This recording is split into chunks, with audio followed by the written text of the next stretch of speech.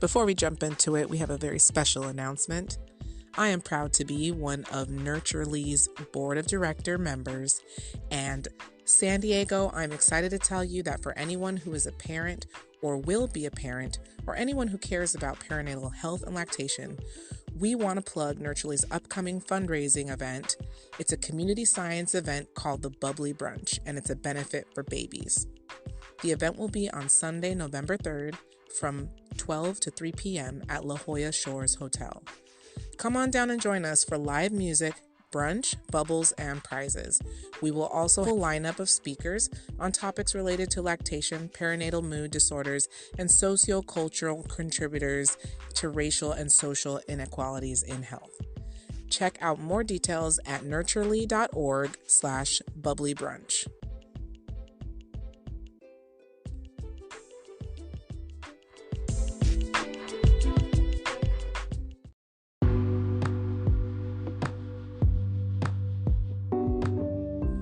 Welcome back to the Normalize Breastfeeding podcast. I'm your host, Vanessa Simmons, and I'm excited to share with you our special guest feature for today. Before we get into it, I'd like for you to click that subscribe button below, share this video or podcast, and be sure to follow us on social media. All right, let's go.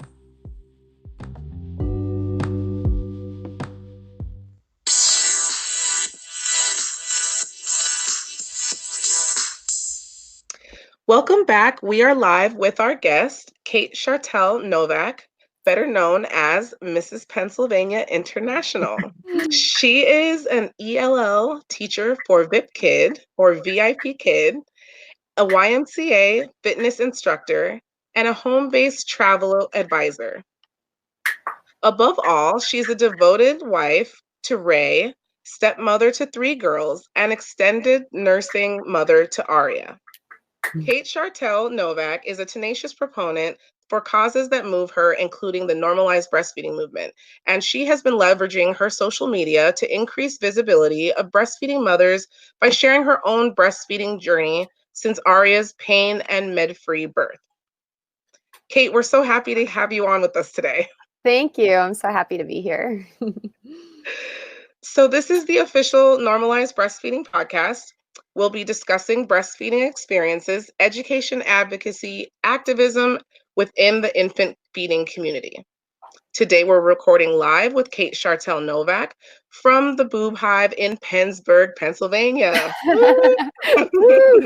So this is episode 20, Breastfeeding Mom Wins Mrs. Pennsylvania International.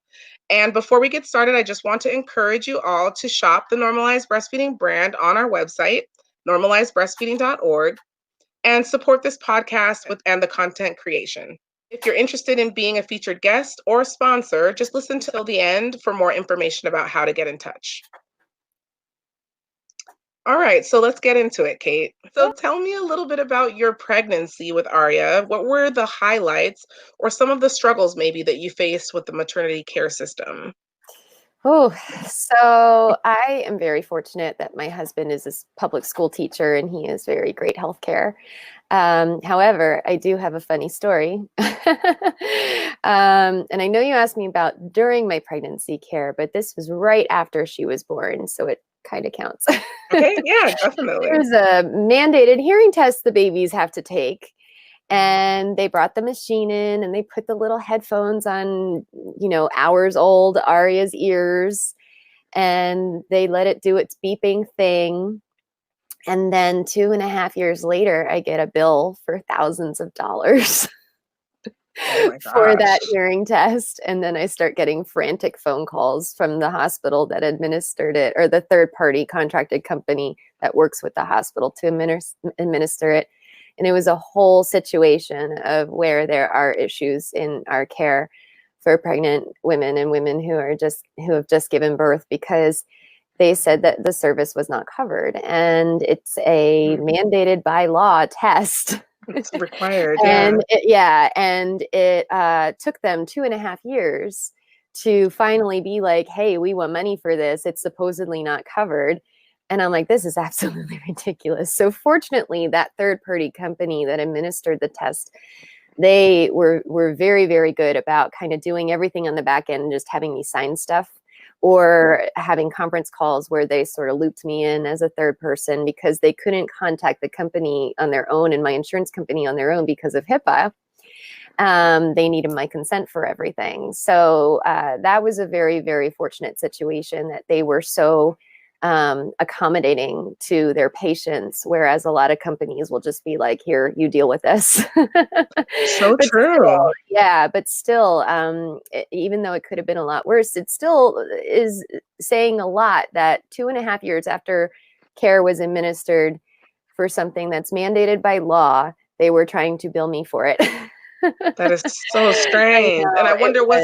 was it a hospital error, or were they really serious? They were There like, this is were, not a they told covered me service. there were hundreds of mothers who were experiencing the same thing. So I don't know if there was some sort of uh, black hole where a certain window of time it wasn't coded correctly or whatever it was. But again, it was a shortcoming of the system, and it really, sort of demonstrates where we can improve. Now, on the flip side, everything up to that went swimmingly. Again, my Wonderful. husband has really great healthcare because he works in the public school system, and they really didn't fail us up until that time. And we were lucky in that regard. I had wonderful help in obtaining a free pump. It was quite easy to just go on the website where they said, here are the people where you can go ahead and get your free pump from. And then the company that I happened to choose, they actually brought it right to my doorstep.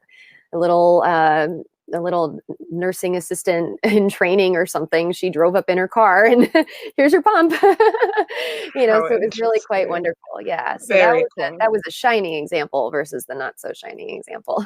No, definitely, Right. definitely. That's really amazing. So Mm-hmm. tell me a little bit about, so your pregnancy, you said it was swimmingly. I mean, you were glowing, you didn't have morning sickness, any highlights, Oh no. or Okay. As any, far you as that still goes, I hated being pregnant. keep it 100, girl. Keep it 100. Yeah, Okay. yeah. So as far So as the pregnancy itself, physically being pregnant, no, I hated every second of it. And that's a lie. No, not every second. I enjoyed hearing her heartbeat. I right. enjoyed my ultrasound appointments. Definitely once I hit the middle of the second trimester, I was in so much pain. I had really bad back pain, not in the lower back, but actually in my mid back. And I was doing everything I could possibly. I was doing acupuncture, cupping. I was doing everything that I could think of to do it. And I'm a yoga instructor. So it's not like I Oh, wasn't yeah. exercising, and it's not like my body wasn't strong. It just the pain manifested in such a horrible way. And Ray took pictures of me. Ray's my husband.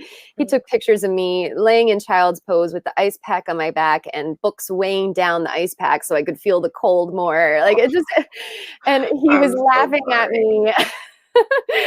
And I look at That's those pictures and I'm like, oh, well, at least I chronicled it. And, I can remember every part of the experience, because so many people at the time, they were making me feel bad. They were saying things like, oh, I loved being pregnant. I'm like, yeah, you love being pregnant once you aren't. yes. And then also some people just have really great experiences. Like Yeah. I definitely, I'm not going to share my experience because it's much much worse, and you're going to be like, Oh, oh well, no. mine wasn't that bad. But at the end of the day, like we all have, right, like some parts of our pregnancy experience that's just not comfortable, Right. and back pain Mhm. is one of those things where you can't get around it. Like you Mhm. need your back to be mobile, you need your back is kind of holding up the rest of your body. So Mhm. if your Yeah. back hurts, it's kind of it's overwhelming, so I can Yeah. understand that completely. And then you're trying to be in this very like, "Oh, I'm pregnant and I'm comfortable and I'm Yeah, I'm beautiful," and all this, smiling. Everything's but you're great. not. You're like inside, you're like No. cringing because of the pain. So I can Right. understand that. Yeah. And the other format that I teach as a fitness instructor is Aqua Zumba. And if anybody knows anything about Zumba, they're all like in your face, very Right, enthusiastic. And there I am with this right. giant belly on a pool deck. Yeah, it's That's so where good. it's like hard cement and it's hot because it's an indoor pool with Right. with the humidity, and I'm there like, yee. And I have some of the greatest members at the Y where I teach, because they were so sweet and they were like, you still are amazing. I'm like, oh, thanks. You're You like, "I'm tell me trying, I'm that. trying." Yep. So tell me a little bit about your support in labor and delivery. You said that you had a pain med free birth, so no pain medication. So Yeah. who supported you in this birth that did not include any pain medication? Well, originally, when I decided I wanted to have children years ago, I wanted a home birth in water. And then some things happened. I got divorced, I got remarried, and we ended up not deciding on kids until much later than I anticipated. So I was 34, and that magic number is 35. It doesn't matter what kind of health you're in. Once you hit 35, you're all of a sudden high risk. I was getting closer to that number, and I figured because I have the 3 stepdaughters, I figured she was going to be my one and done. And also as the pregnancy progressed and I couldn't stand it, I was like, I don't know if I can do this again. My husband said he would feel much more comfortable in a hospital, but I still was leery. And what had to happen was I had to find a supportive OB. Right. OBGYN, because we didn't have any midwives in my area who had hospital admitting privileges, which is really sad because the area in which I live is maybe 20 minutes south of an area known as the Lehigh Valley, and it is the 3rd most populated area in Pennsylvania. And yet we didn't have any hospitals that I felt comfortable going to within a 30-minute radius where midwives had had hospital privileges. Right. So there again is another situation where our system is a little broken, but Yes, very much so. but I found some really wonderful OBGYNs who had almost like a midwifery model. And that was really kind of nice. And then I hired doulas. And that was probably the single best investment I could have ever made because they were amazing. And I was in labor for 36 hours. It was a really long time. But the first half of that was at home because they told me to stay home. And I wasn't ready to go yet. I didn't want to be sitting around in a hospital bed when I could be at home.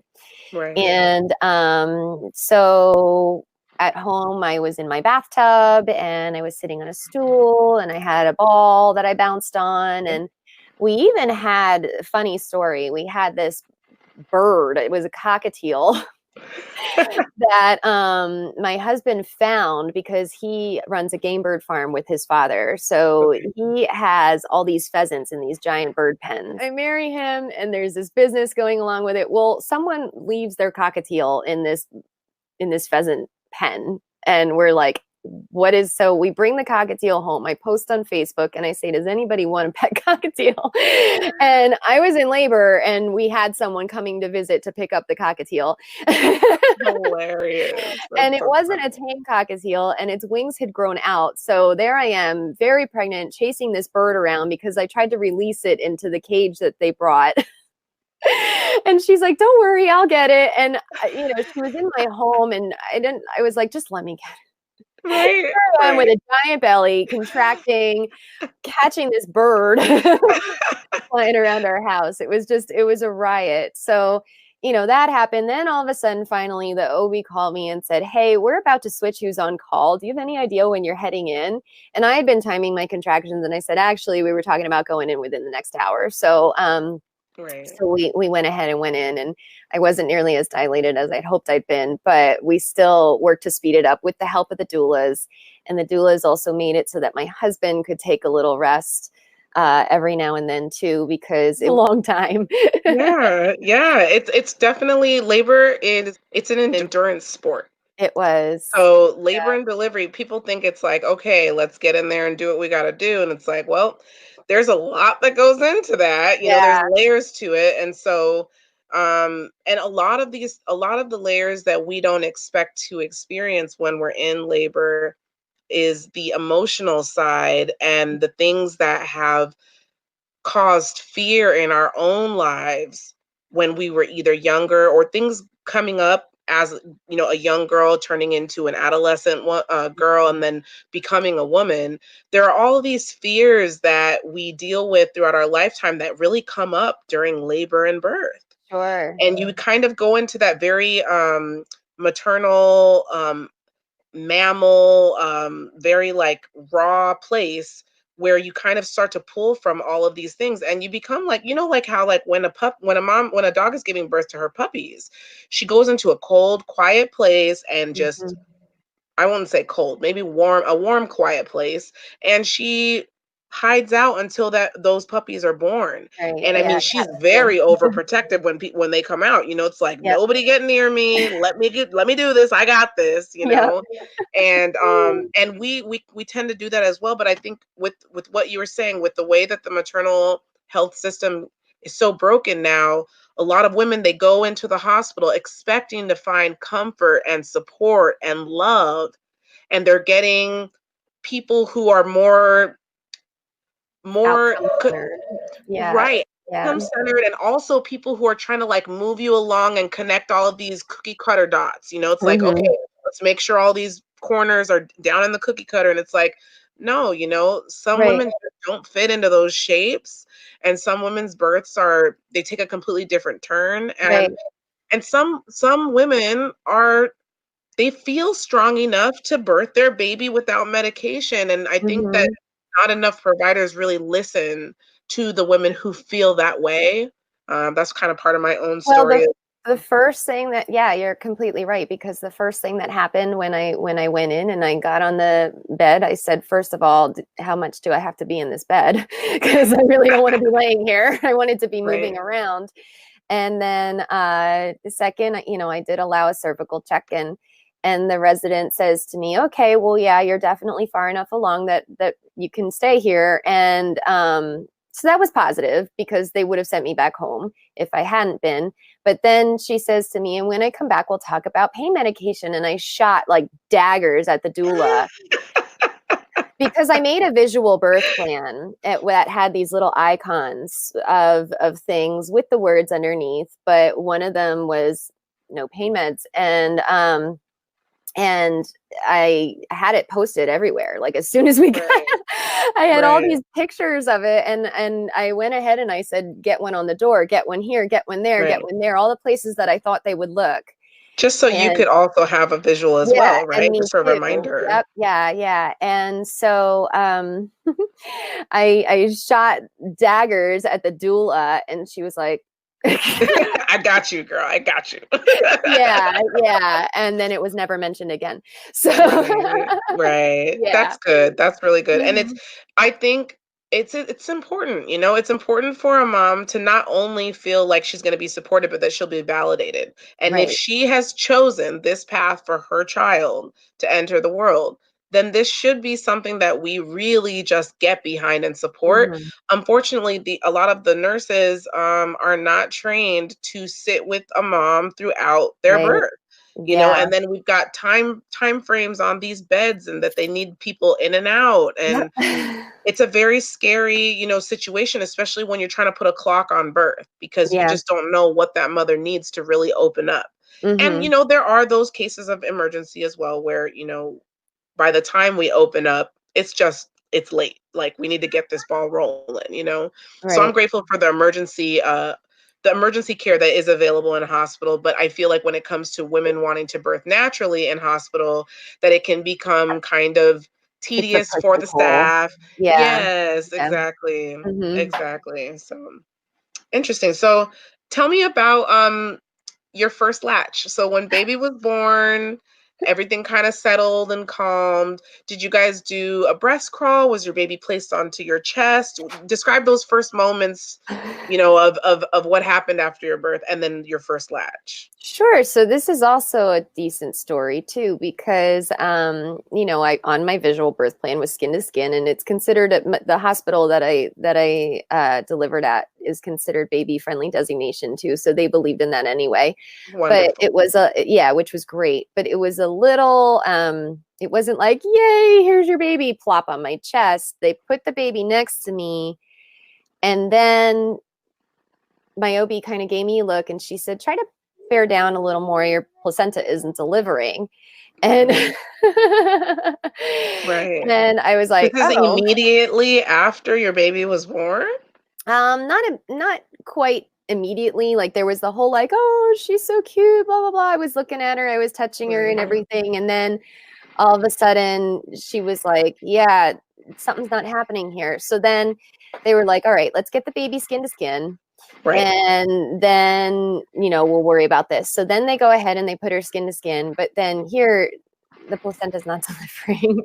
Right. And I always said, you know, she had to manually deliver it. And I said, and you didn't even take me out to dinner afterwards, is what I always said to her.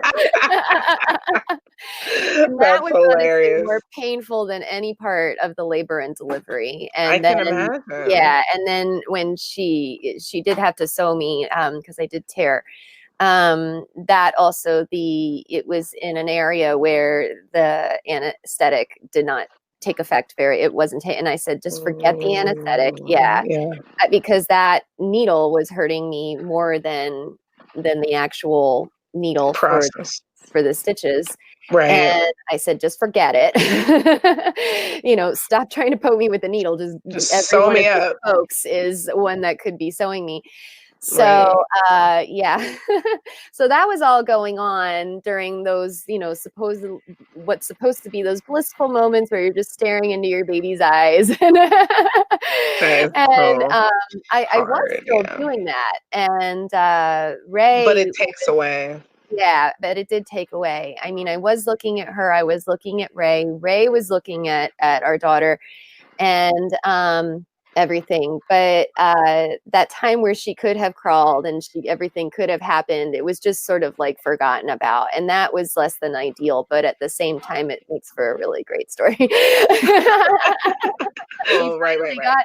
So she finally got the placenta out, and then all of a sudden the doula looks at me and like, all right, let's talk about breastfeeding. You're like, wait. Yeah, let me process all of this. Like, this is a lot. So I feel like it's so strange that we wait until the mother is even pregnant to teach women, like, your whole life changes. Yes.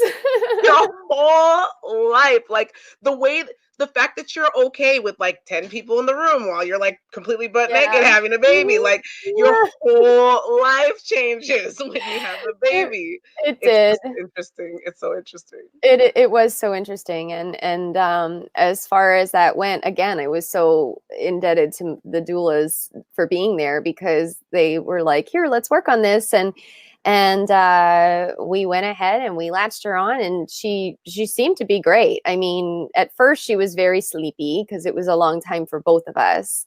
Right. And then, oh yeah, I'm hungry. And she had like a good 5-minute feed right away, I guess. I mean, it's not like she was on there forever. But then they also needed to do the things to her. They needed to measure her. They needed to weigh her. They needed to do all that stuff. And I wanted to make sure that I got to feed a little bit first. So it all just kind of was lengthened extra length to that process. And then when they took her off and did stuff to her and then gave her back to me, and I was like, they moved me to another room, and I got to shower and all that stuff. And she was out like a light. And then my husband and I were out like a light. And finally we all woke up, and then we fed again, and it went fine. But it was short again. Mm-hmm. So I was getting worried that it was short, and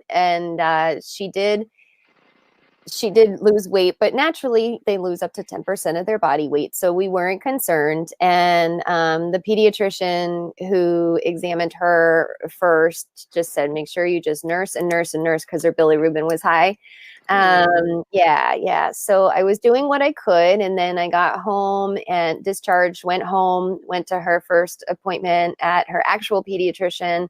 And she said, okay, bilirubin's still high and she has a tie. So they corrected her tie, and that was like a game changer. Oh, good. It was a total game changer. And all of a sudden, nursing like an absolute champ every 2 hours on the dot, if that. You know, sometimes it would be more often. And I was totally just on demand. And then I was also pumping, because I knew in 6 weeks I was going to go have to go back to my little part-time retail job that I had. And I also just wanted to establish a really good supply too. So, you know, everything again went pretty swimmingly after that. And right. Yeah, it was just fortunate that we had that kind of care, that I had that kind of support, and that it was able to get us off to a good start, despite the little bit of stumbling we had with the manual delivery of the placenta.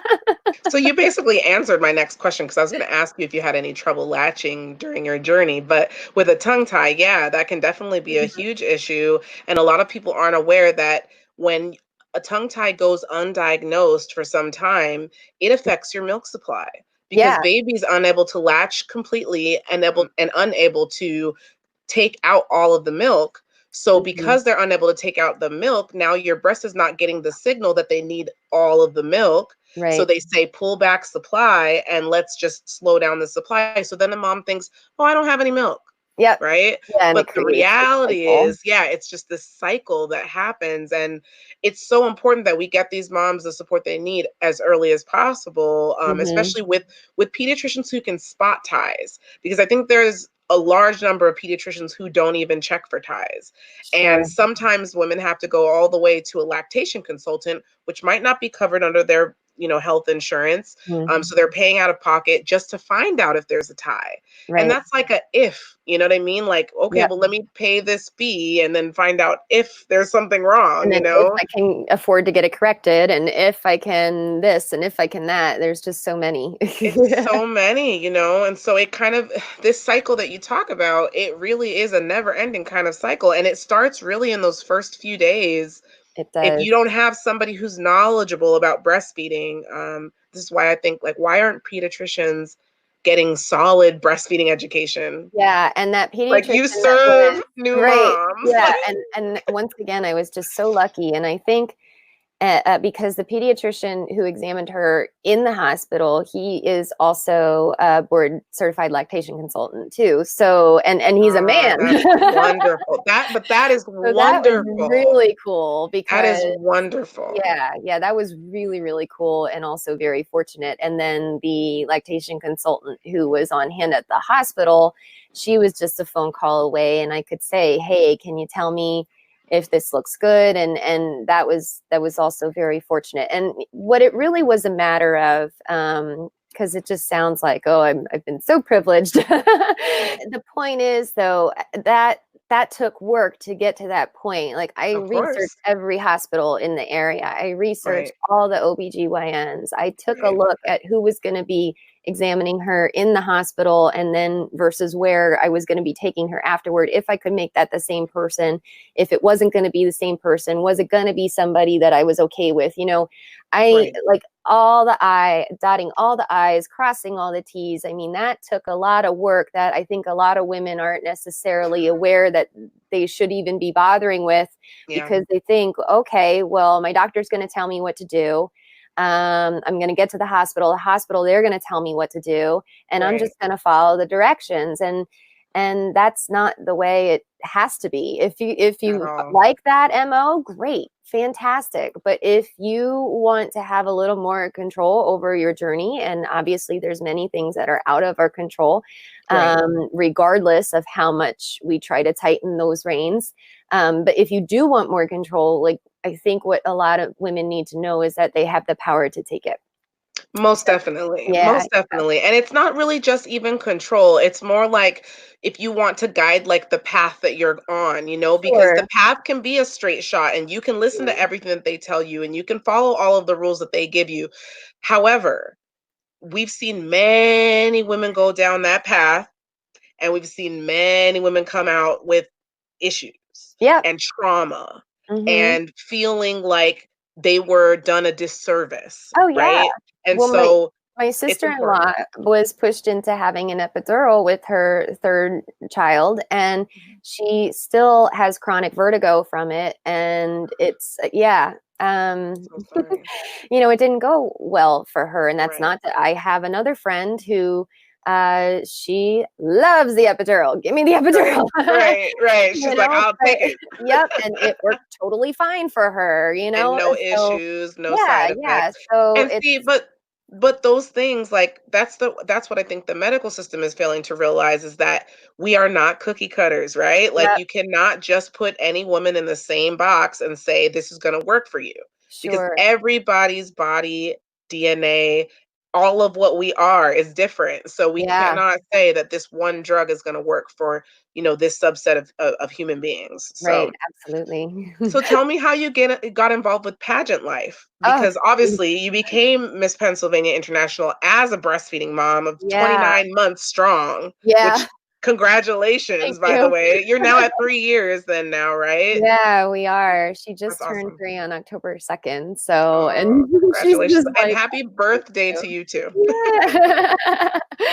So, and actually, this is my little bracelet. It's from a woman in the UK who makes these bracelets, and it's she has little cards that she attaches them to, Oh, and nice. the 3-year bracelet is diamond boobies with platinum nipples. Oh my So gosh, there's these little, like, yes. platinum covered jewels on them, and then there's I the little love symbol for it. breastfeeding. Yeah, I so I love treated it. myself to That's that. so cool. I made it to 3 years too, so yay. Yay for Yeah, yeah. platinum nipples. Hey. I Everybody's need to like, "What is that?"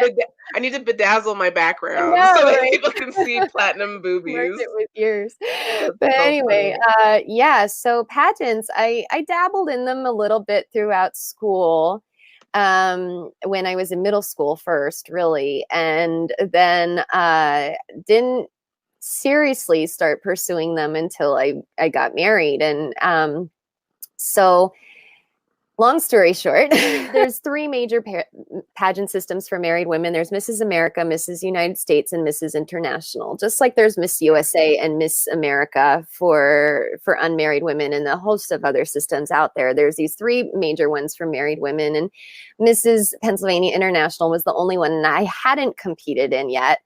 Ah, And she was at a point where I felt like I could leave her for longer periods of time. And I said to my husband, I'm getting the itch to compete again.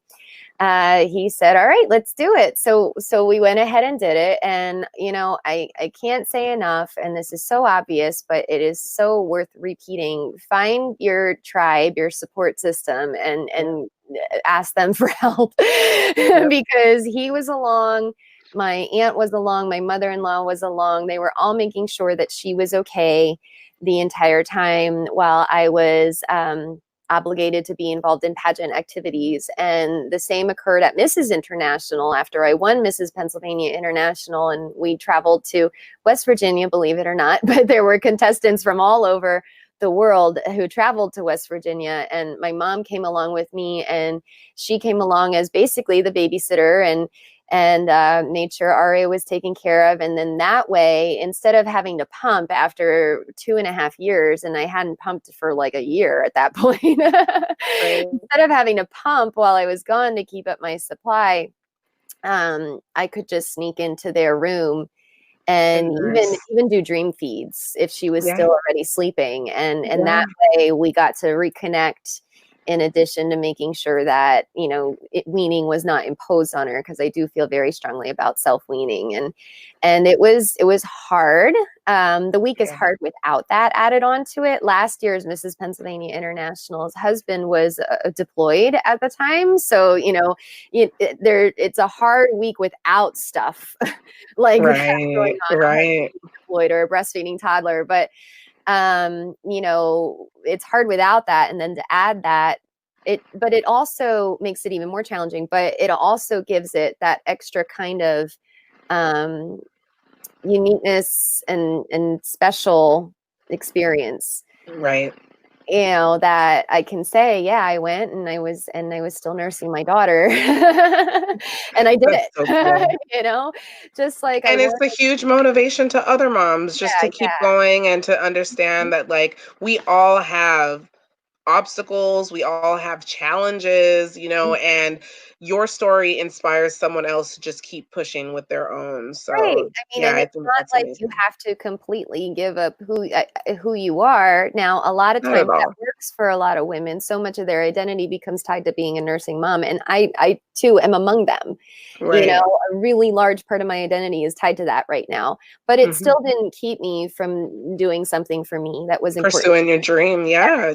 goal that I And wanted to accomplish. and I think that it's so important that moms who, or I should say future moms, really, because I Mhm. think we go into motherhood thinking I'm never going to be able to do anything again. Like, Yeah. What am I going to be able to do with a baby? Well, if You can do you a look lot at of a lot of, things. there's a lot of Strap them things onto you your can do. chest and do Strap whatever them you up. want to That's what I do. was gonna say. Like if you look at a lot of like African countries where women have just continued, I mean, they literally like will give birth in the field and strap their Yep. baby up and keep on working. Yeah. It's like you just have to do what you have to do. And something that really encouraged me when I started this project, I had only nursed my previous two children. The longest I had nursed was 11 months. Oh, So still, with that's very which is good. still Yeah. really good, right? But with this baby, I was kind of like still learning so much about all the levels of normalizing breastfeeding because it's not just breastfeeding in public.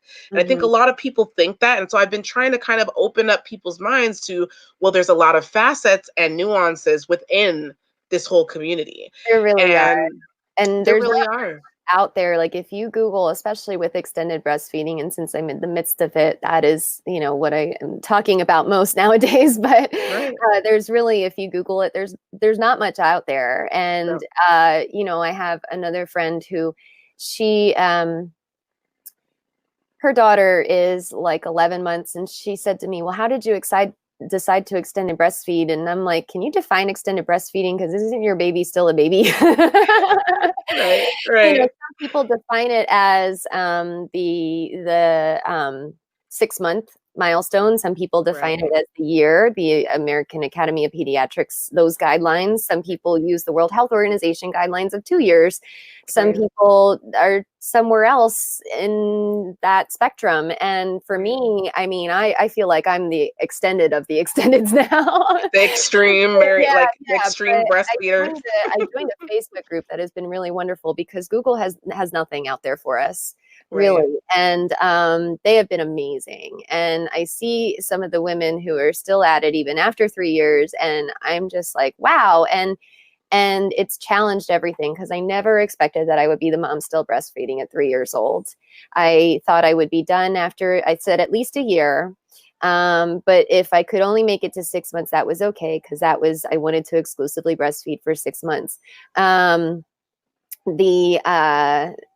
I thought, okay, well, I made 6 months. Now I'm going to do the year. Okay, well, I made the year. Well, I'm not going to tell her when to stop. I really would like to do the World Health Organization of 2 years. Right. Well, then 2 years rolled around, and now Right. And now you're still breastfeeding. yeah. Asked me, how did you decide? I said, I didn't. It just evolved. We're just doing And what. you do. You Yeah. evolve as a mom, right? Especially as a Mhm. nursing mom that's just open to what this journey brings. Mhm. And it breastfeeding can be used also as a tool that benefits the mother. And I think that for me, it was a negotiation tool when my son became when he got to an age where he could talk and negotiate. That Yeah. my son loves to negotiate. Ah. When he got to an age where he could start negotiating, it became a negotiation tactic. I used Oh. breastfeeding to help him to potty train at 17 Oh. months, and I used breastfeeding to help with his tantrums and things like That's that. great. So I Yeah. mean, it's just like people don't consider like life after one, like your baby is still a baby. When Yeah. you look at that 1-year-old, they are still very, very much a baby. Mhm. And if you consider, this is not like a World Health Organization or anything like that. They do have a great initiative for 2 years at the minimum of breastfeeding. But any airline that you get onto to fly, Mhm. your baby's considered an infant until they're 2 years old. Yeah. They Yeah. can fly with you on your lap for free until they are 2 Yep. because they are still considered an infant. So I Right. try to tell moms to take encouragement from that. This is Sure. something that has nothing to do with the medical or breastfeeding world, and they still acknowledge that our children are babies until they're 2. Yes. So take encouragement with that and understand that nursing until 2, there's nothing wrong with that. Your Right. baby needs that comfort. They need that security, you Mhm. know? Well, and then, Um, like I said, having to Google, there's really not much out there. There's one no. article with one study on it that gives you this. They said, well, the natural weaning age for humans, okay, the like natural, Right, right. um, anywhere from what did it say? Anywhere from 3.5 to 7. Like, come Yep. on, for a spectrum. Yeah, that's a Seriously? huge Yeah, spectrum. it's a huge, huge spectrum. And actually, I shouldn't even say average. They said estimated, because if you use the term average, then that would mean that for all It's the women in who have between there. yeah. So the Yeah. estimated natural age for weaning, because it's a very small sample of women who even make it that long. Very much so, You very know, much so, but especially in the United States because of all the obstacles that we have for specific to Americans. right, We have yeah. we have many, many breastfeeding obstacles. Yeah, and I look at that and I think to myself, "Oh my gosh, 7." But, that seems extra. Well, Really and we also have expectations of a 7-year-old in America, right? yeah, So, like, yeah. people start I obviously, I read the comments. I don't spend a whole lot of time there, but I do read the comments, and people are saying, "Oh, that the 7-year-old is in 2nd grade," and it's like, "Yes, we understand that." Like, Mhm. the age that they're at for the education they're receiving has nothing to do Yeah, with the yeah, amount of comfort that they still need from their mother, right. and And I've my never 9-year-old, she still lays her head on my chest. My yeah. 5-year-old, I just recently had to wean him from putting his hands in my shirt because he still puts his hands in my shirt. I used to just be like, he but then I turned around and looked at the time and I'm like, you're gonna be 6 in 3 months. Like, we're done. Like, I'm done. Like, no more hands in my shirt. So he thinks that I'm mad at him. He goes, You're mean. You're so mad at me. And I'm like, I'm Oh, not mad, baby. I'm like, no. you're just not a little baby anymore, you know? Yeah, yeah. So that's the So, thing. I mean, I look at that and I think, wow, that's really extra. But at the same right. time, I think, you know what, if that's what evolves for someone in their journey, I'm not in a place to judge that because I never expected to be where Exactly. I'm at in my journey either. And I've Exactly. never heard of any child going off to college and needing a boob break in the middle Nope. of their exams. So They're actually, there's a lot of statistics around the fact that they have higher IQs and that they have more independence and things like that. I also think that for breastfeeding children, they become very tactile learners and Mhm. they understand things in a way when it comes to fine motor skills that other children do not. This is Sure. not saying that one is better than the other. It's just saying experiential. Their Right. knowledge is much wider and broader when they've had time to sit and massage the breast to get the milk to come down the way Mhm. that they like it. Because Right. that's what breastfeeders do when babies hit that about that 2 year, I would even say 1 year age. They understand that if they can massage that breast in a certain way, they're gonna get a little bit more Right, milk, and if you you know? notice the pictures that I sent you, most of them, she is they're about from 9 months and on, because at that point, I didn't need both my hands, so I could start taking selfies. Right. And But she's not that it was handling the whole thing. She's like, yeah, let me adjust it. Let me make sure yeah. it's where I want it. Let me So I make was sure more kinda milk's coming it down. was kind of funny when I was getting those together for you. I was like, "Oh, wow, there's a huge deficit when she was a tiny, tiny baby." And then it dawned on me, "Oh, that's because I didn't have an available hand for taking selfies So true. until So she was true. big enough to, have more control over the Right. experience." Right. And they do take control. Once they get to that age where they understand where that breast needs to be placed and how to latch, they just open up and latch on and you could be half asleep and they're good to go, you Yeah, know? yeah, That's the really definitely. nice thing about breastfeeding. As a veteran breastfeeder of a 3-year-old, what is the happiest part of your journey up to this point, and what was the most difficult part? I think probably the most difficult part, I'll start with that, is I did have 2, like 2.5 rounds of mastitis.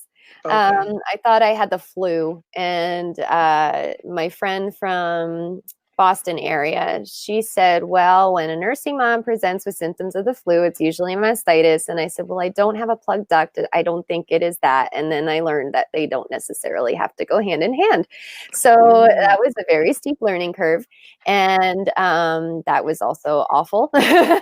yes. It hurt really, really bad, and then it took a while until I got fully better, because the second round was not coming directly off the heels of the first round, but it was only a couple weeks later. And I was just kind of like, oh, I just went through this. So I think I was Right. still weak in the immune system from that. And persisting through all of that, I mean, it was never a question of stopping nursing, although I know in a lot of cases it is for some women. It was just a matter of still getting enough rest and making sure that there were people there to care for her, because I just physically wasn't really able. I was just in bed, and I was basically, you know, there for her to be brought to me and latched on. Right. And that was Right. basically it.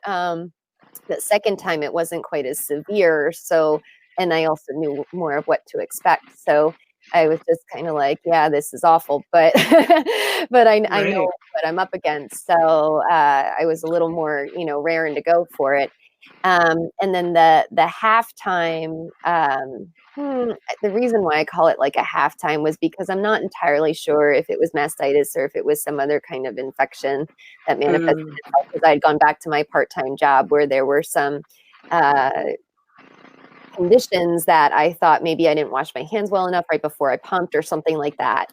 Right. And Right. pet store, to be completely Oh, yeah. lots of animals around, and, you know, I could wash my hands, but then if I touch a doorknob or, you know, whatever, I wasn't entirely sure. So after those things, you know, now I'm not really, I wasn't really pumping so much then. And it's kind of just been like, everything's leveled out in terms of supply. It just is very free and easy and natural, on demand kind of stuff going on from there. And that's been really nice. But as far as like,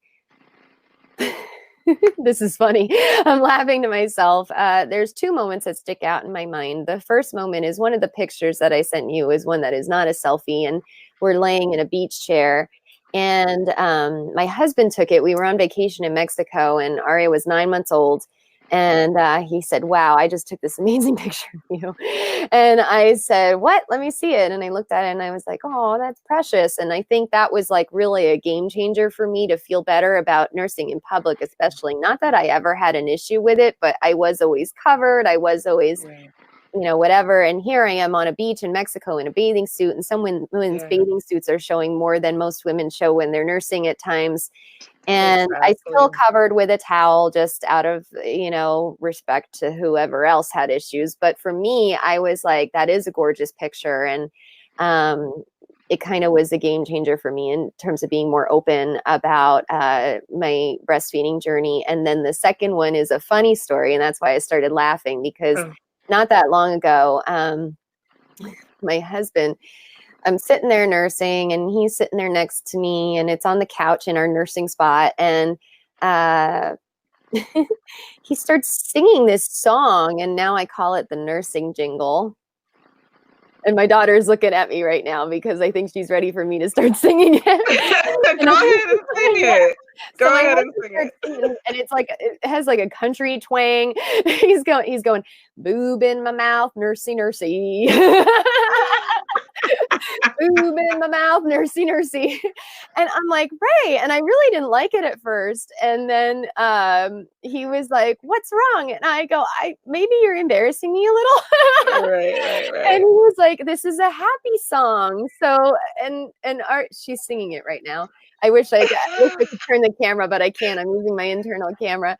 Oh, no worries. So he goes, why are you embarrassed? He said, you've been nursing for almost 3 years now, and it's a happy song. You should be very proud of yourself, he says to me. And he was looking up at me with like those googly guy eyes. And it was just the sweetest moment where I felt so supported after feeling initially very embarrassed. And now, like, she sings all the time, right? Because it makes her feel happy. Yeah.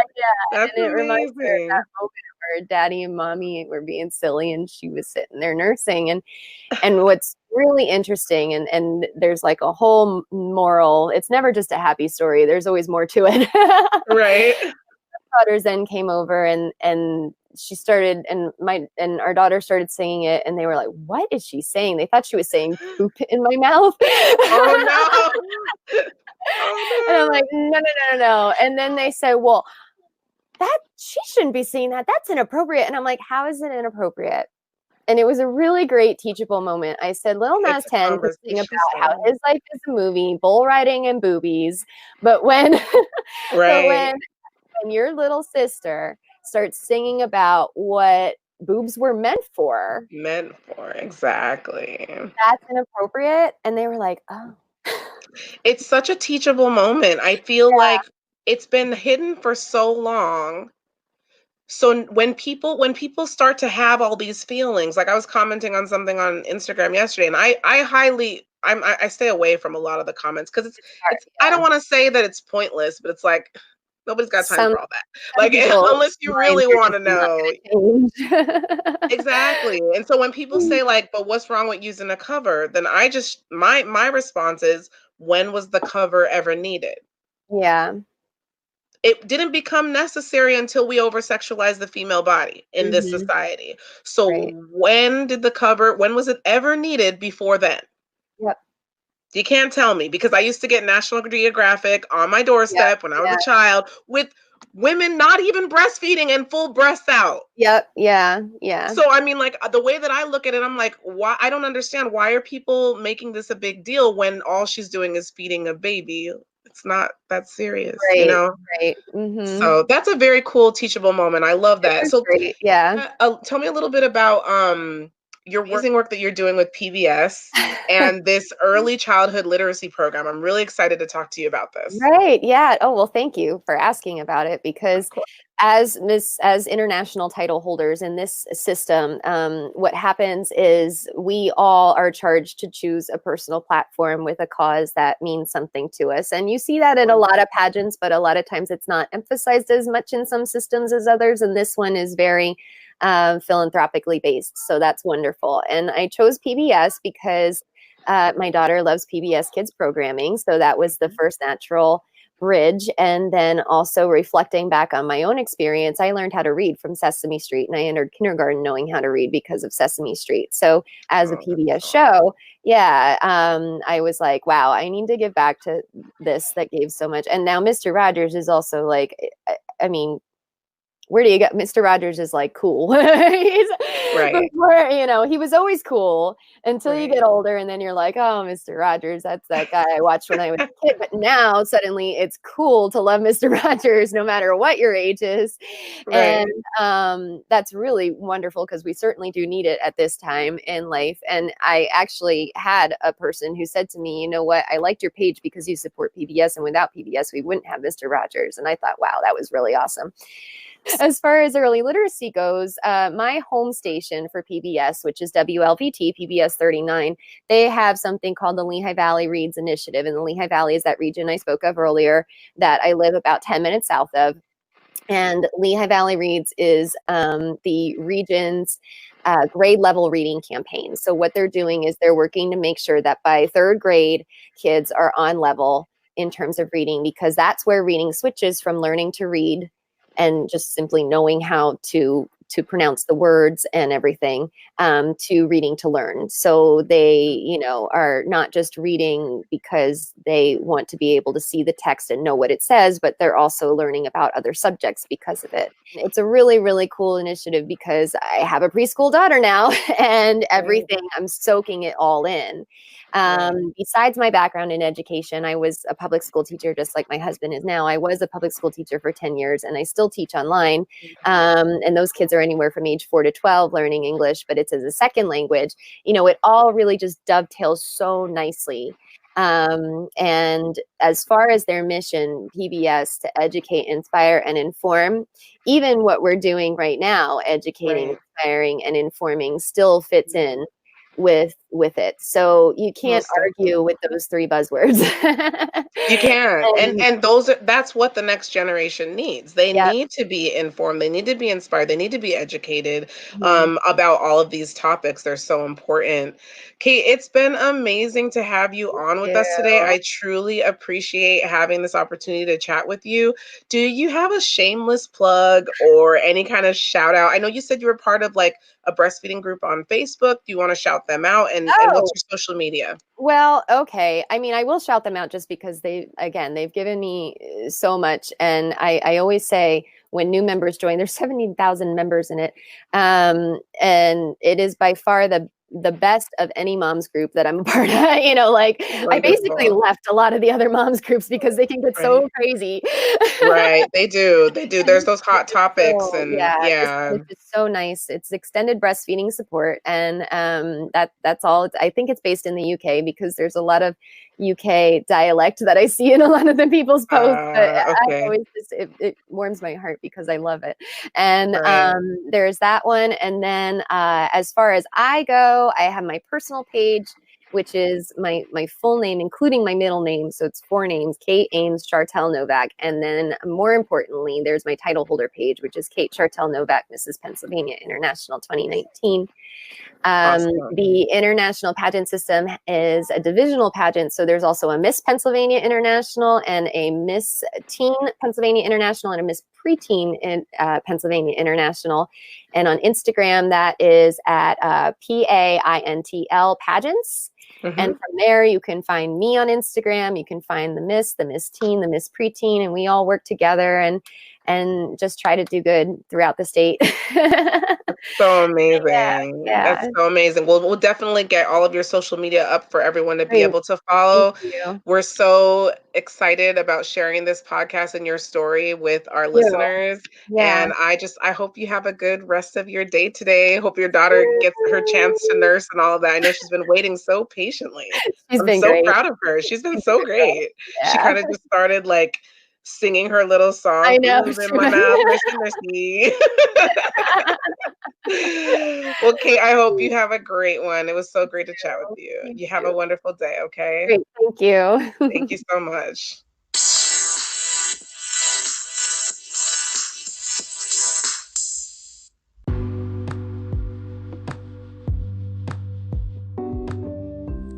Thank you so much for tuning in. Again, my name is Vanessa Simmons, and I'm your host of the Normalize Breastfeeding podcast.